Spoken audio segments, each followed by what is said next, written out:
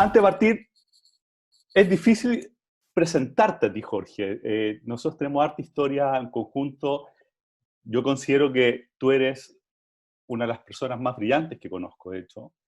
Y Gracias. no solamente eso, sino que humanamente hablando, creo que en muchas dimensiones eres un ejemplo. Así que para mí es un placer tenerte acá.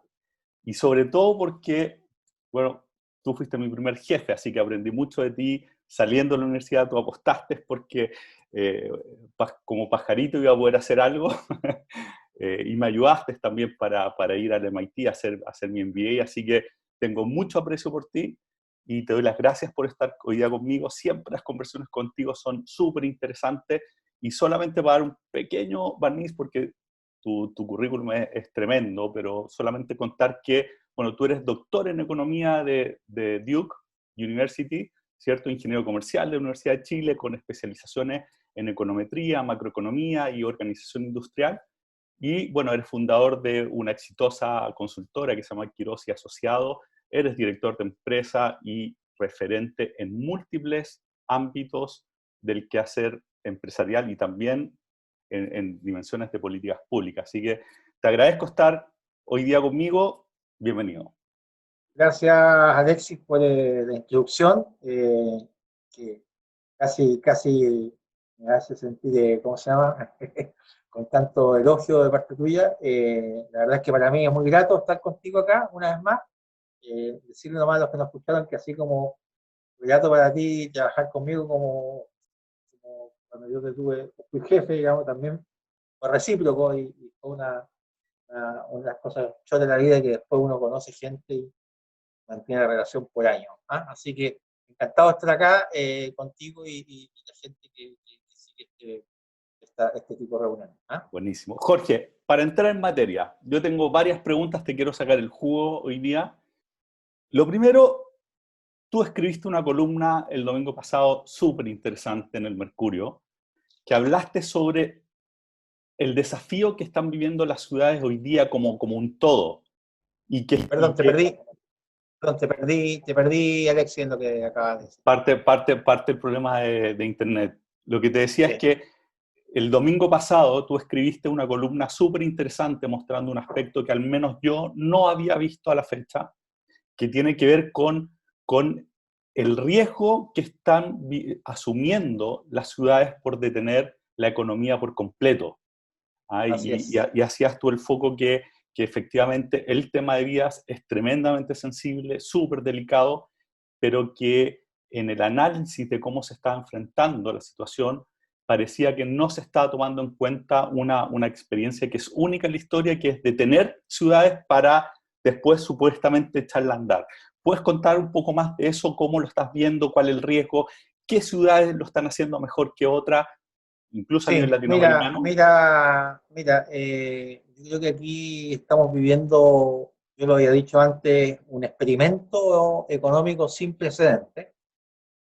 Por primera vez en la historia están los países haciendo una recesión deliberada.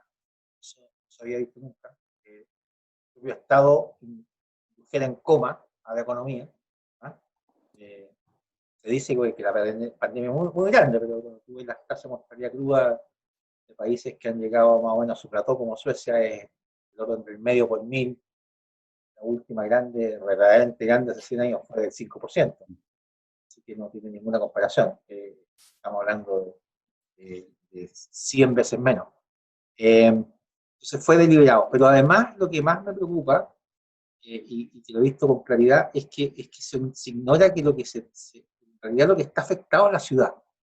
Y tú lo ves en las cifras, cuando tú ves las cifras chilenas, y yo creo que después va a salir la descomposición más profunda en IMASEC, que viene más tardía, tú vas a ver que, bueno, que la minería a lo mejor se contrae un 0,1, se contrae por abril, a lo mejor cae un 1, un 2, problemas propios de operativo, la pesca está un poco afectada y los salmones por el lado de la demanda, pero se sigue cosechando, se siguen haciendo embarques, o sea, el mundo exportador, que más o menos el 30% del PIB continúa, porque está lejos de la ciudad. Pero lo que está en la ciudad eso implota, o sea, porque está afectado la construcción, está afectado el comercio, está afectado los servicios, son todas actividades primeras. Entonces, cuando tú sumas a eso que también Chile tuvo problemas de violencia en octubre, que también afectan a la ciudad, no tuvimos violencia en las grandes exportaciones del norte, tuvimos violencia en la ciudad de Antofagasta, pero no en el puerto Mejillón donde se embarcaba el cobre.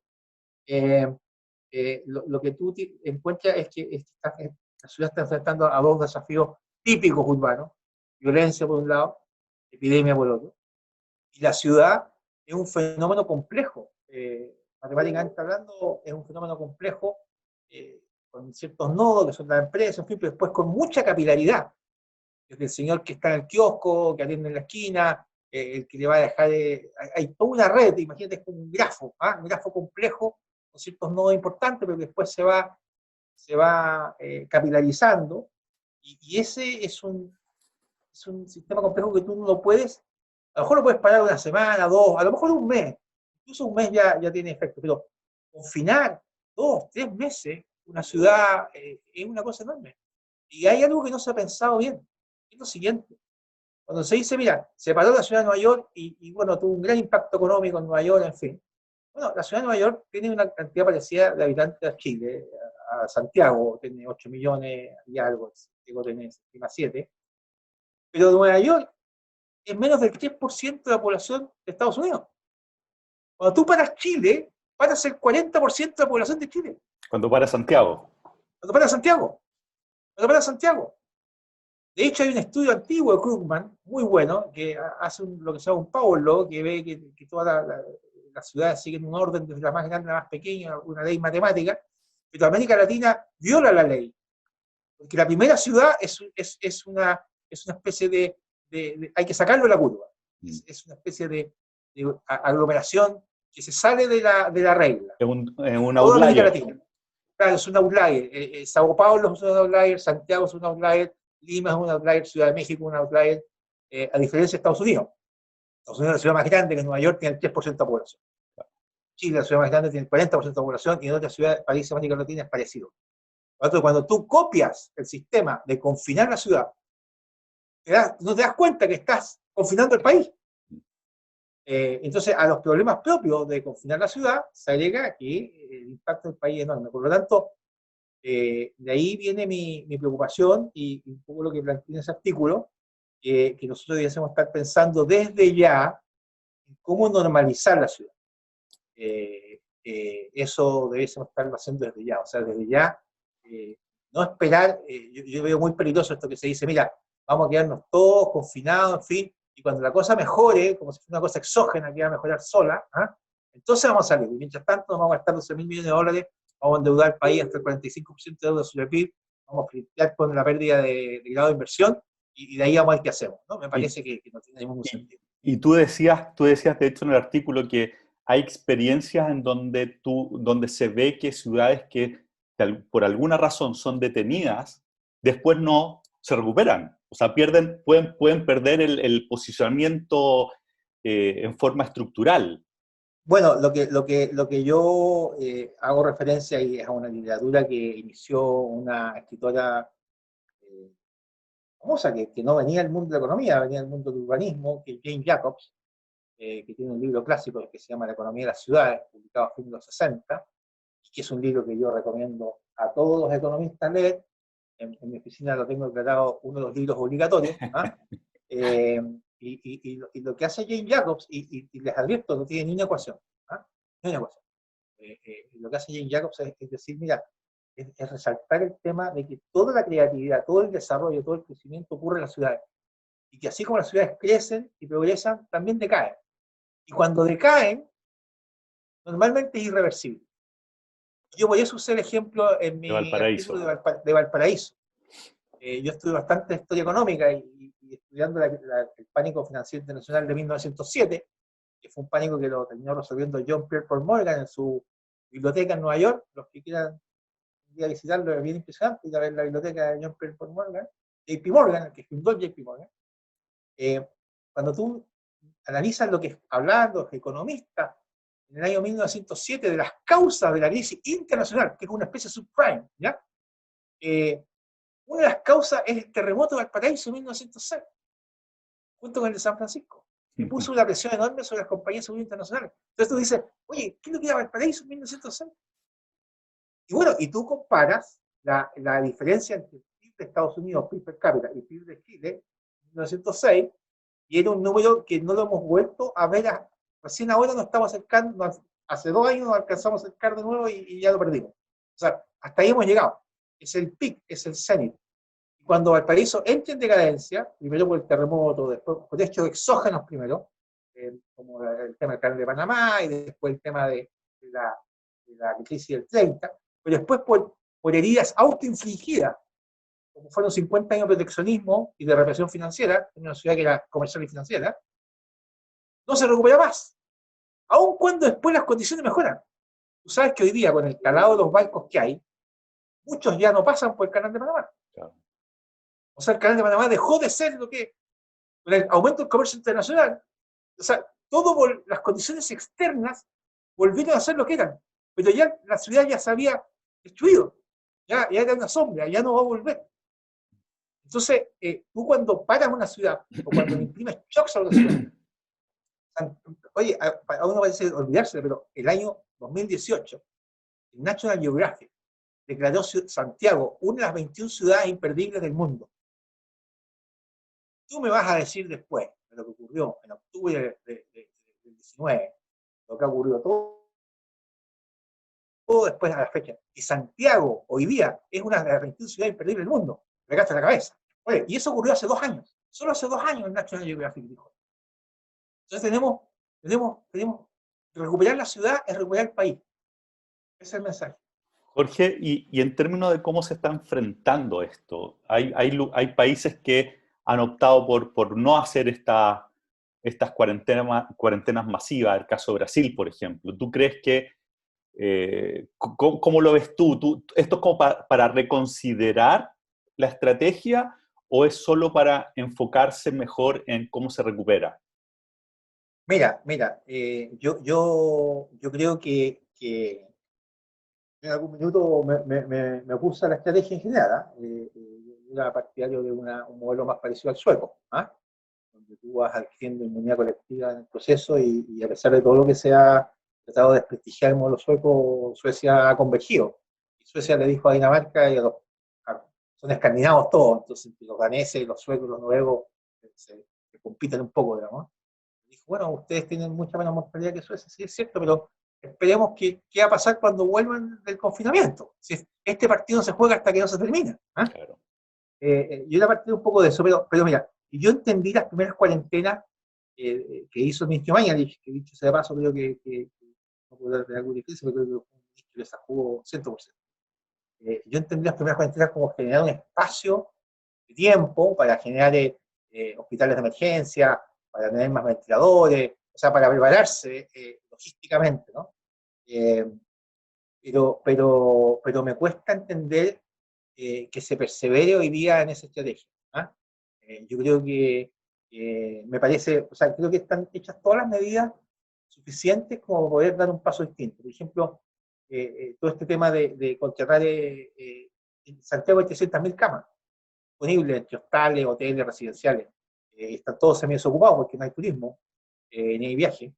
Entonces se podría el programa de la gente mayor, que es el grupo más sujeto a riesgo, que tenga, promover más el tema de los hoteles sanitarios. Se ha hecho bastante, pero hay muchísimo más que se podría hacer. Jorge, perdona, ¿puedes hablar un poco más cerca del micrófono? Porque sí, sí. No, se podría, como te digo, complementar esto con algo que se está haciendo, pero hacerlo mucho más masivamente, que son los hoteles sanitarios, de tal modo que la gente que no pueda aislarse propiamente por temas de densidad de sus casas, en fin, pueda acceder a estos hoteles sanitarios. Yo creo que se está haciendo, pero tiene que hacerse mucho más. Mayor capilaridad en las atenciones vía consultorio, de tal modo que no tenga que la persona ir al hospital y en el propio viaje va contagiando. Uno de los diagnósticos que hay es que la ciudad de Lombardía tuvo un gran impacto el virus porque hubo menos, se había privatizado todo mucho más, estaba todo mucho más centralizado en grandes hospitales y se había perdido la capilaridad de los consultorios. Y Chile sí la tiene. Entonces, de nuevo, es un tema topológico matemático. O sea, claro. ocupa la capilaridad para a lo mejor atender en los consultorios, evita los grandes viajes, deja a la gente mayor en estos hoteles sanitarios, y los demás vamos de a poco incorporando la actividad, pero desde hoy. Porque la cuenta es muy grande. La cuenta es muy grande. O sea, pagar a un país 3 meses, y digo un país, no una ciudad, porque tú paras, mira, te paras a Santiago, el Gran Valparaíso, el Gran Concepción, y pagaste 10 millones en los 17. Sí, claro. Entonces hoy día tú tienes que empezar a echar a andar esto, aunque sea de a poco. No digo como Brasil, que hizo caso omiso. ¿Ah? No, pero digo sí, con todo lo que tenemos, pero, por ejemplo, andar la construcción de nuevo, empezar a generar protocolos en otros ámbitos. eh, ya la gente está suficientemente asustada como para no incurrir por lo menos en ciertos grupos sociales, están más conscientes, e ir absorbiendo. Porque mira, hay una matemática muy simple, ¿eh? Hay una matemática muy simple. Si tú converges, te voy a decir una cosa. No, no, al medio por mil. Al medio por mil de mortalidad. Que es una mortalidad, como te digo, el medio por mil es el 0,05%. No es el 0,5 ni el 5. O sea, es 100 veces menos que el gripe español. Pero si tú converges a ese nivel, al medio por mil, está hablando aproximadamente, en unos redondos, 10.000 fallecidos al final del periodo, son 7.000 que quedan por fallecer. De los 7.000 van a estar en cama, todos, supongamos, que las camas están los ventiladores mecánicos, en fin, y de aproximadamente el 20% de salvo. O sea, va a tener 35.000 que van a usar las camas, y las camas se usan en promedio entre 10 y 20 veces, entre 10 y 20 días. O sea, son 2.000 días cama que nos quedan por delante. Tenemos 2.000 camas, 2.500. O sea, son 200 días. ¿Sí? Si uno aplana la curva, como se dice en esos gráficos, hay que aplanar la curva, son 200 días de curva aplanada. Y esos son 6 meses. Claro. Hasta diciembre. Y No es viable. recuperar el país No, no, después no, de eso, eso eso, es... no, eso es irrecuperable. Eso es irrecuperable. Eso termina en revuelta social. Eso termina porque no vas a poder llegar a toda la gente que lo necesita. Eso termina empoderando aún más en algunas zonas donde está entrenado el narcotráfico, que lo que antes. Jorge, y Eso este... termina, oye, eso te deteriora te va a deteriorar la cultura de pago. Olvídate, o sea, eso genera unos deterioros en esta malla compleja que es la ciudad, el sistema económico, autoorganizado, enorme, enorme. El postoperatorio Es tremendo. muy, Y aparte que en esa ecuación, probablemente si nosotros además hiciéramos el análisis de las implicancias que tiene en términos de la cantidad de muertes que hay después por depresión, que hay muertes por abuso de drogas que causa la caída económica, al menos probablemente se empiezan a equiparar incluso a nivel No, no, o sea, a mí no me cabe duda, que cuando tú haces la suma, a nadie le gusta hablar de sumar y restar muertos, ¿no? Es un tema delicado, y Chile tiene, o sea, como buen país de la cultura de la cultura occidental, tiene un tabú con el tema de la muerte, en fin. Por lo tanto, es un tema delicado. Yo lo he tocado un par de veces, pero no he querido exponerme más de la cuenta en esa área, porque es muy fácil el día que te tilden no sé, fascista, qué sé yo. Entonces, pero no me cabe duda que si tú haces la ecuación completa, tú sumas, primero, toda la gente que está siendo postergada hoy día, en atenciones que tenía que tener y que no puede tener. Después todo el impacto anímico, temas del corazón, todo el tema que está comprobado, que los vicios que tenemos, los distintos humanos, se nos exacerban cuando estamos encerrados.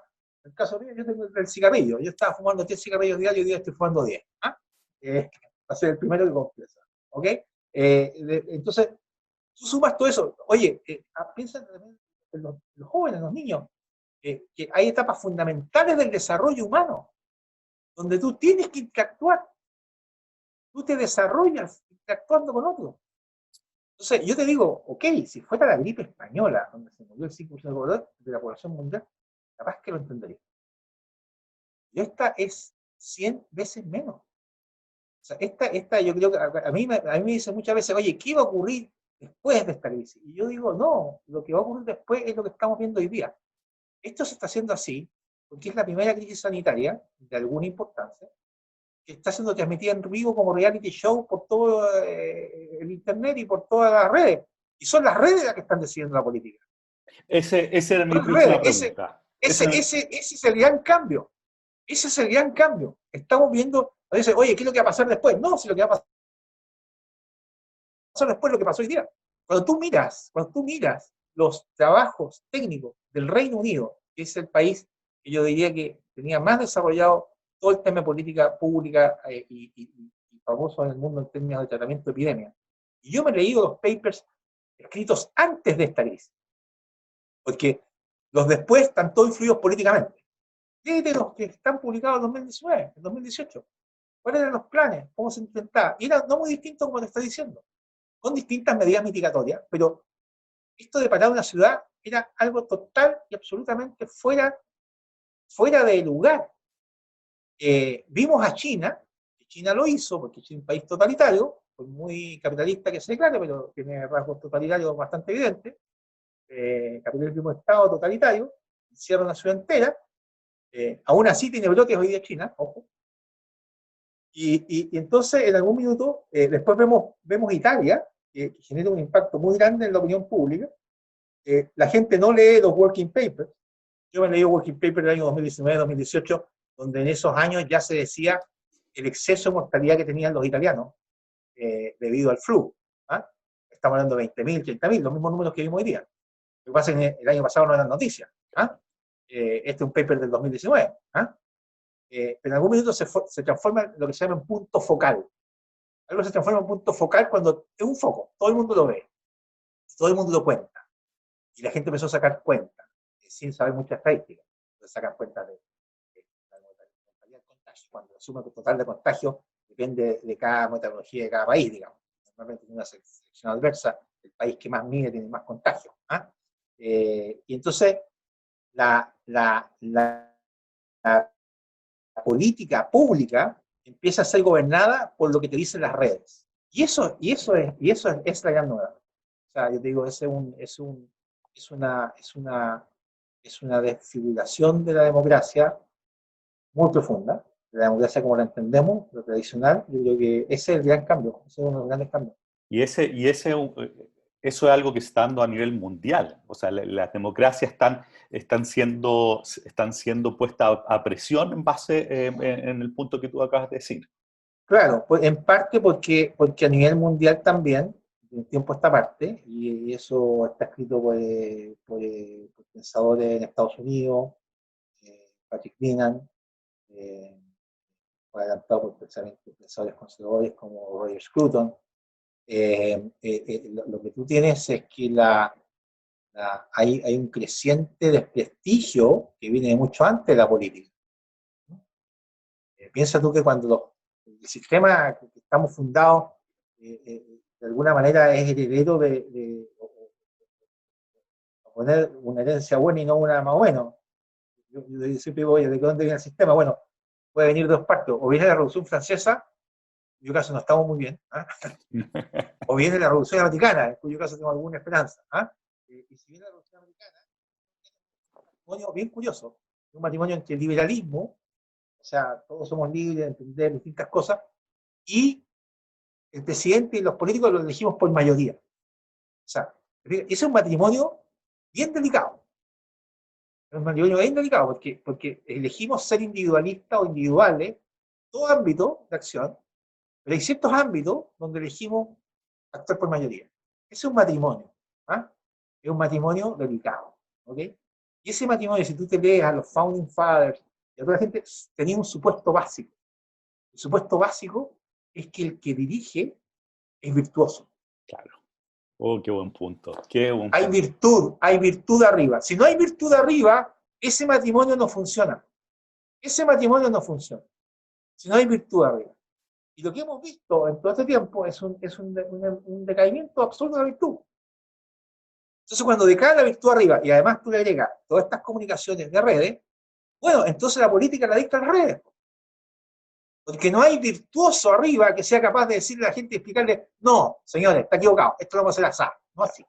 Que tenga la Y no existe. credibilidad de ser un modelo, que digamos, Claro, ok, oye, confiamos en que tú estudiaste más y sabes mejor y vas a el tomar único, la país, mejor decisión. el único país del mundo occidental que lo logró fue Suecia.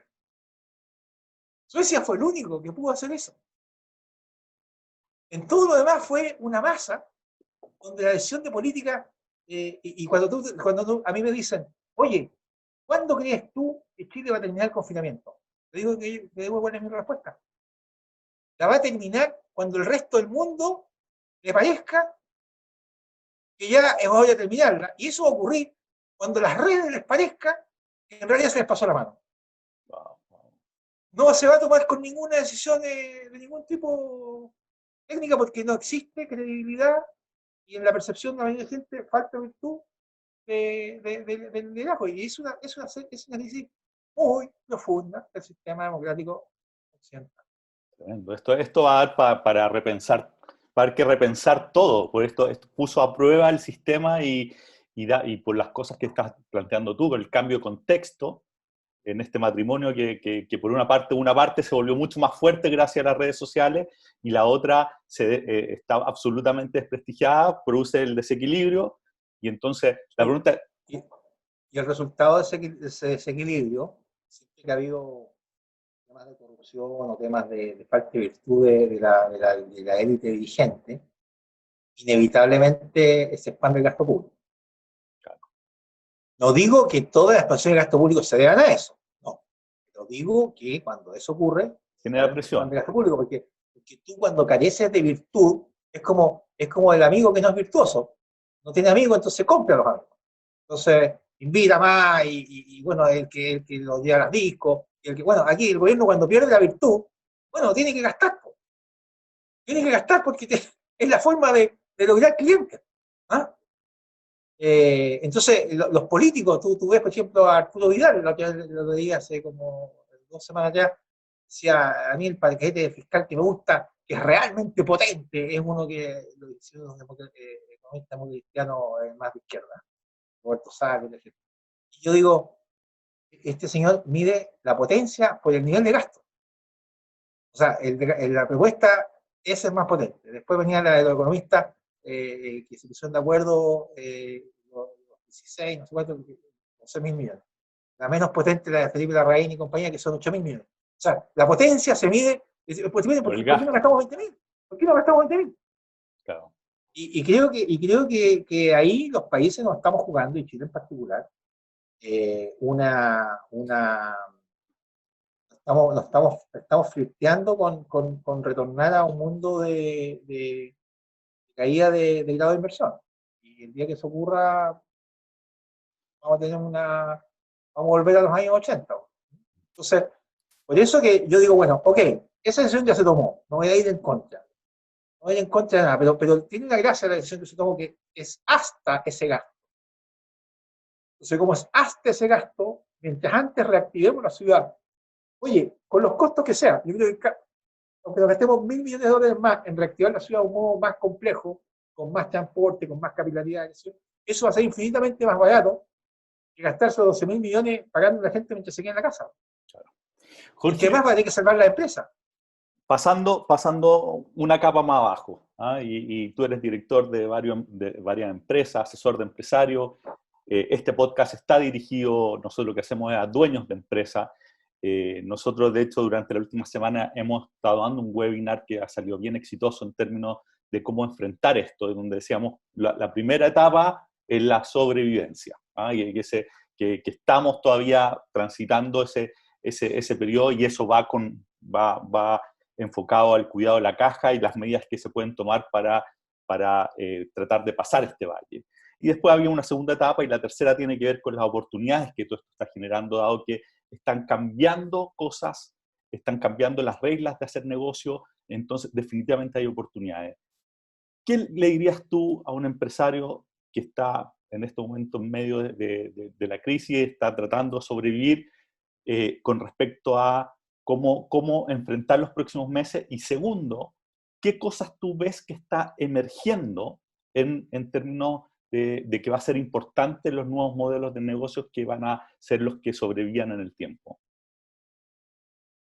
A ver, mira, yo quisiera concentrarme en la primera parte de la pregunta. Yo creo que en estas crisis grandes ya no estamos hablando de una situación de riesgo, sino de incertidumbre. ¿Ah?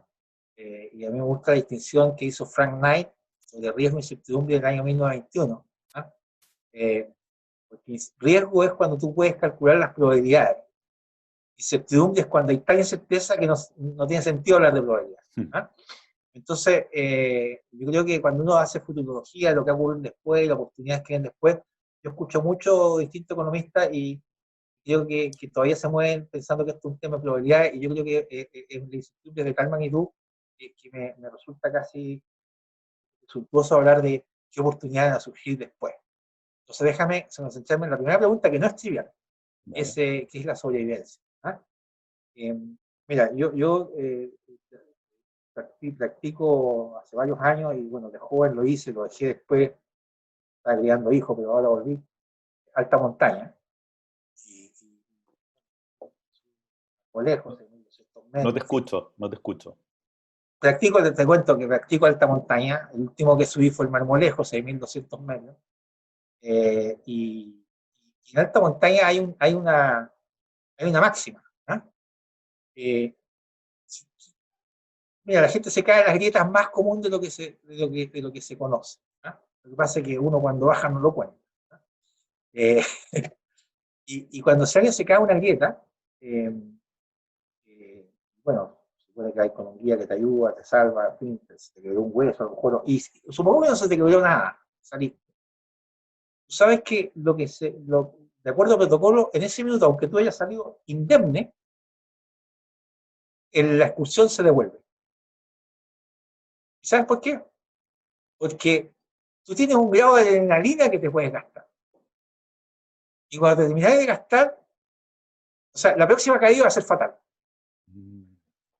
Entonces te lo gastaste en ese minuto. Entonces te tienes que devolver. ¿Ok? Aunque nadie se haya dañado nada.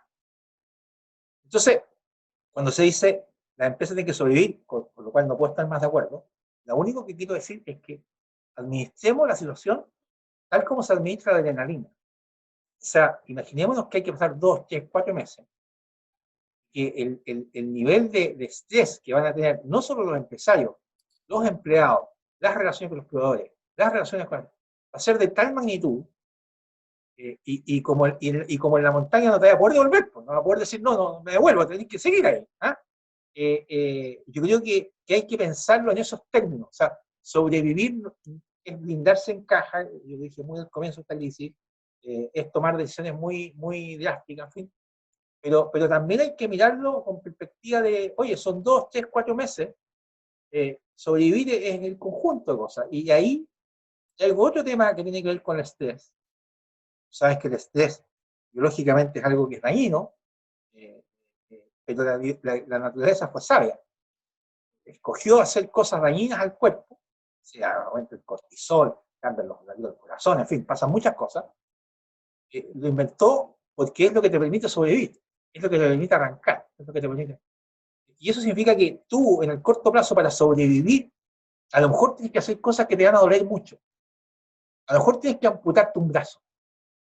A lo mejor ese proyecto que tenías y que incluso estás seguro que va a ser aún más exitoso en la economía, pero que te obliga a transitar por una situación de a lo mejor donde estás calculando probabilidades en un mundo en que no puedes calcular probabilidades, tienes que cortarlo. Tienes que cortar ese brazo.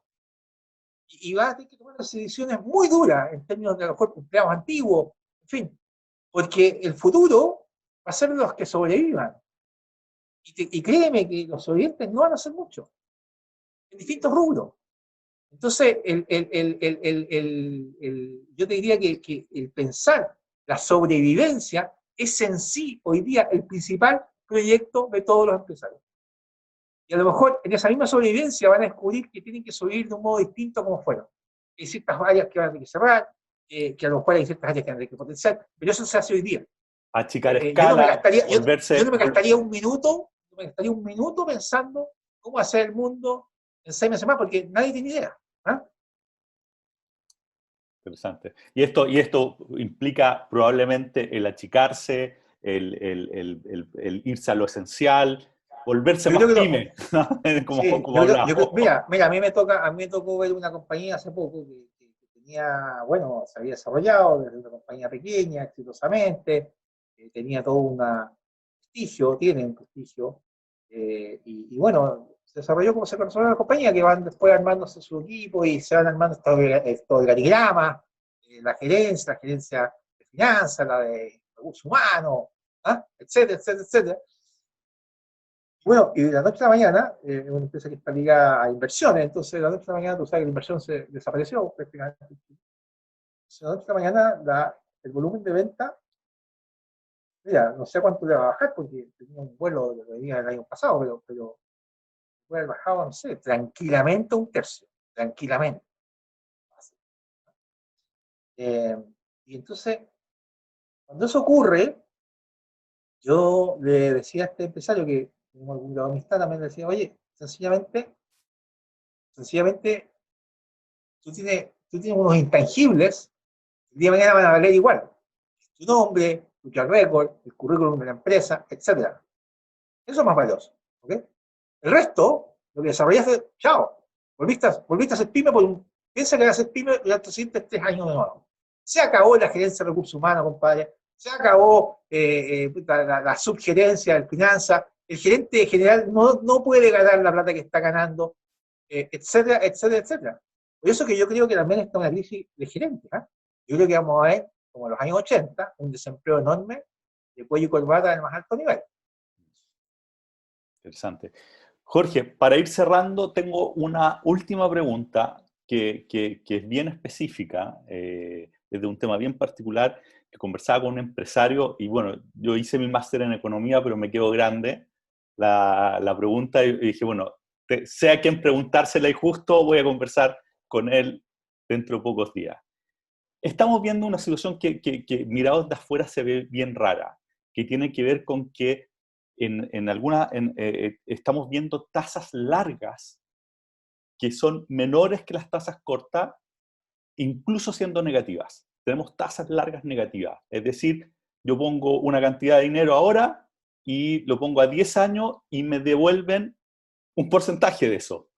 Pierdo plata al ponerlo, lo cual ocurren cosas ridículas, como por ejemplo que lo que debería ser un pasivo se vuelve un activo. Y por otra parte, si el banco me va a devolver un porcentaje, es decir, me va a castigar, mejor dejo la plata debajo del colchón, porque el riesgo que me lo roben es más bajo. Entonces, es como raro esa situación. ¿Cómo se explica? Mira, aquí hay un tema que es interesante porque una entrevista de día en la mañana en la radio Duna y una pregunta fue muy parecida. Eh, Mira, aquí pasa lo siguiente. Eh, Aquí hay que distinguir dos cosas. Uno son las tasas de interés en general, o el promedio de tasa. Uno en economía le dice que la tasa subió, la tasa bajó. La verdad es que hay muchas tasas. ¿Ah? Está la tasa a la cual se endeuda el Banco Central de Chile, está la tasa a la cual se endeuda el Banco de Chile, está la tasa a la cual se endeuda Endesa, está la tasa a la cual se endeuda Tricot, y está la tasa a la cual se endeuda la Casa del Pie Chiquitito, y la tasa a la cual se endeuda el señor del kiosco al diario. Hay un abanico de tasas. Uh -huh. ¿Okay? Cuando hablamos de la tasa de interés, nos referimos a una suerte de promedio de este costo de capital.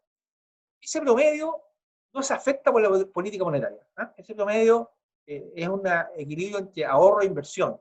Y ese es un promedio que viene bajando hace unos 15 años atrás, porque hay mucha menos inversión en el mundo ¿cómo se llama? De lo que se llama en inglés de brick and mortar, de ladrillo y cemento, porque las nuevas economías son todas digitales, es todo software, es todo medio blandito. Entonces ya no hay la inversión infraestructurera en el mundo occidental, por lo menos está un poquito pasada de moda.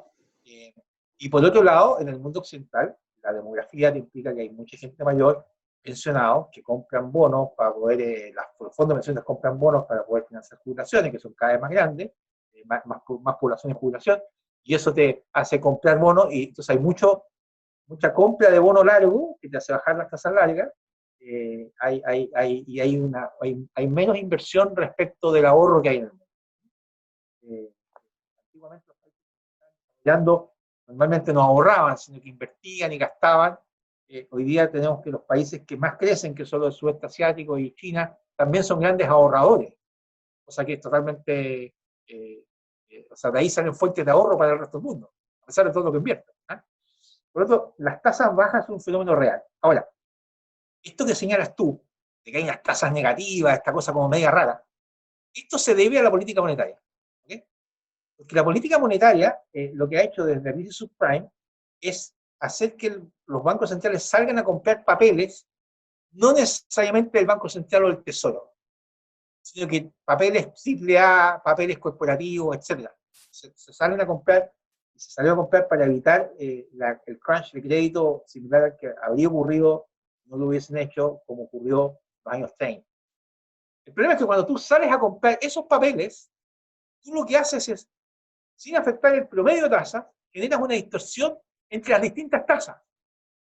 Entonces, el papel que salió elegido para ser comprado, que es un AAA, ese tiene tasa cero. Porque lo compró el Banco Central y le dio un mercado de liquidez que era increíble. Y entonces, el que sigue, ese que es un spread mucho mayor que el que tenía antes. Entonces, es como decir, mira, yo tenía este promedio de tasa en una escalera que yo subía escalón por escalón.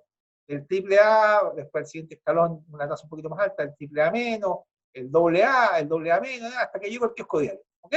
Toda una escalera. Y lo que se hace ahora es que las dos primeras escaleras están a nivel del piso, porque son las que compra el Banco Central. Y por ejemplo, los primeros escalones, el primer escalón es como subir 4 escalones a los de antes, o 5. Hay una discontinuidad porque hay un cambio cualitativo del papel. Exactamente. Y los papeles negativos, no es que la gente esté invirtiendo en plata negativa porque se pegó en la cabeza. Es porque esos papeles, por ejemplo, los Bundi, los papeles del Banco de Alemania, son considerados reservas por su clasificación, etcétera, en los bancos, los cuentan como reserva para todos los indicadores que tienen que ser el sistema bancario, y esa reserva, o se los consideran como colateral, una operación de préstamo, un colateral que es válido, en fin, el mejor colateral que puedes tener, y como los alemanes, hasta ahora, vamos a ver ahora con todo lo que están haciendo en términos de su propia economía, pero hasta ahora eran poco gastadores y poco emisores de esos papeles, bueno, tenían tasa negativa, porque esos peleaban para poder tenerlos contabilizando como reserva, digamos. Interesante. Y eso genera una distorsión, o sea, el mercado ya no es un indicador cuando uno dice, oye, esta empresa es triple C, así que paga tanto business point más que el bono del tesoro. Sí, pero a lo mejor esa diferencia está distorsionada porque el bono del tesoro está siendo comprado en forma discriminada por el Banco Central, cosa que antes no era. Y hay un tema ahí, ojo, que ahora estamos en un límite muy delgado, y las personas que tengan una edad similar a la mía o mayor, y que hayan estudiado economía, y en alguna vez, a lo mejor en los 80, pero que uno estudió cómo era funcionar la economía de Chile en los 70, en los 60, se van a acordar de una palabra que ya estaba pasada de moda, pero que se ha vuelto a escuchar, que se llama emisión inorgánica, que es cuando antiguamente en los años 60, 70, los países tenían inflación como Chile, tenían déficit. ¿Cómo financiar el déficit? Emitían un bono que lo compraba el Banco Central. ¿Y cómo lo compraba el Banco Central? Emitiendo dinero. Eso genera inflación. Eso se prohibió. Entonces, el Banco Central solo compra en los mercados secundarios, bonos del Banco Central. Pero cuando tú empiezas a comprar bonos por todas partes, estás en el borde difuso de qué es lo que es emisión inorgánica. Si el Estado va a emitir y después el Banco Central está comprando, no sé, papeles AAA de Santander, después lo swapea y te termina comprando en la bonos práctica del Estado. Eso mismo, ¿no? Es lo mismo, puede ser lo mismo. Ahora, eso no es sinónimo, ojo, y este es un tema ya súper técnico, de que mañana mismo haya inflación. Y este es un tema súper técnico, pero lo tengo que decir porque el dinero no son los billetes que se emiten.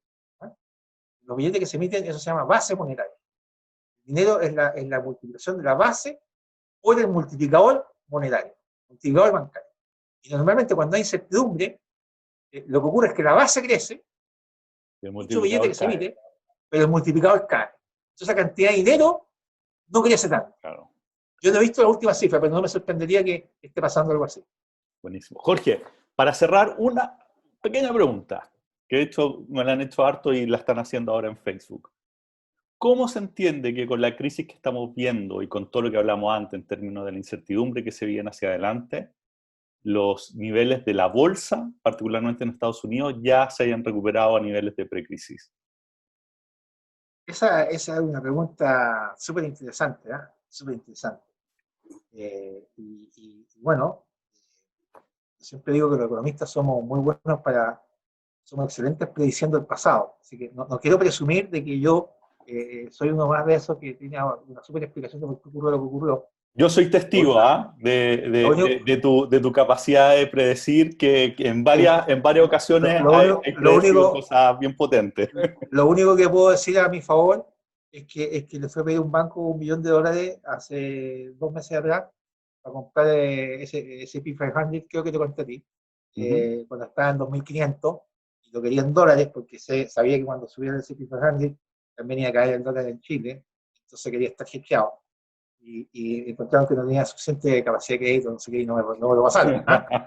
Pero bueno, así que esa recuperación yo la verdad no quiero pecar de presuntuoso, nada, pero como te digo, tengo varios testigos, no me sorprende. ¿Ah? Y te voy a explicar por qué no me sorprende. Primero, porque a diferencia de otros países, y a pesar de todo lo que dije, la virtud, etcétera, el presidente Trump, que uno podrá tener un montón de opiniones respecto de él, Trump no va a dejar que este confinamiento continúe sin fin. O sea, ya lo dijo el secretario del Tesoro, esto va a volver sí o sí. ¿Ah? Tema número uno. Tema número dos, yo creo que Estados Unidos está contando con la posibilidad de tener una vacuna, no sé, un año a comienzo del próximo. Y eso también es un elemento que va a contribuir. Y tercero, es el fenómeno monetario que estábamos hablando. Porque en este fenómeno monetario, ojo, que se hacen elegibles para ser comprados por los bancos centrales bonos de empresas AAA. Entonces, tú has visto que en el medio de la crisis en Europa, una empresa hace una semana atrás se compró pagando, comillas, cash, $18.000 millones, el control de otra. Y cuando tú vas a ver cómo se financió con bonos que le compró el Banco Central Europeo. Entonces este volumen de esto, así como alguna vez Friedman dijo que la inflación era mucho dinero persiguiendo pocos bienes, esta vuelta es mucho dinero persiguiendo pocos activos. ¿Ah? Y yo de hecho he hecho unos cálculos, ¿ah?, que vienen de antes, y hay confirmación de esto. Cada vez hay menos activos disponibles para la compra por parte del público general, porque hay un crecimiento que tiene algo que ver con el problema de agente principal y también otros temas. Fondos privados se van comiendo estas empresas, muchas veces las van cerrando, ¿ah? Y por lo tanto hay pocos tickets. ¿Ah? Y el otro tema que no hay que olvidarse, y esta es una gran diferencia entre Estados Unidos y Chile, gran diferencia, es que Estados Unidos, no te olvides, que es el país del sueño americano. Estados Unidos es capaz de hacer un slash down y echar gente, te puede echar millones, y después te contratan millones. Claro. Porque tiene un mercado laboral que no tiene nada que ver con el nuestro. Súper flexible. Tú cuando despides a una persona en Chile, oye, los años de esta, o sea, te cuesta despedirla. Y después de lo que te costó despedirla, créeme que uno la piensa 10 veces antes de volver a contratar. En Estados Unidos no. En Estados Unidos es un país donde no están reguladas las vacaciones.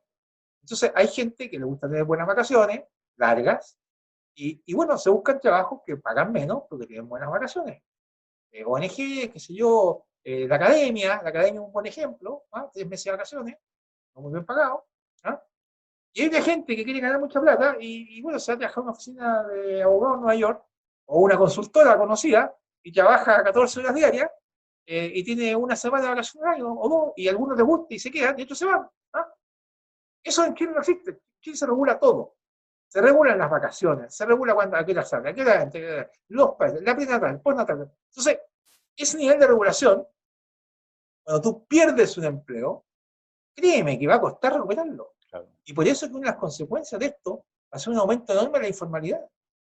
Entonces, la recuperación americana, mira, esto me lo dijo yo cuando vino la crisis subprime, yo le tenía muy poca fe a Estados Unidos, y me tocaba dar unas charlas internacionales a unos empresarios del mundo pesquero, y yo hacía unas predicciones de Estados Unidos, incluso hacía algunos chistes, y entre medio había algunos gringos, obviamente empresarios, y uno se me acercó, yo tenía, bueno, 10 años menos, y me dijo, don't bet against America, no apueste contra América, porque América tiene una capacidad enorme de volver a reinventarse. Súper, Y eso es así. súper interesante. Bueno, tú sabes que mi tesis de magíster de economía, que la hice con Eduardo Engel, fue sobre este tema. Esa era la gran conclusión, el tema de la flexibilidad laboral. Jorge, me encantó, bueno, para mí esta no es sorpresa, porque cada vez que me junto contigo es un agrado conversar.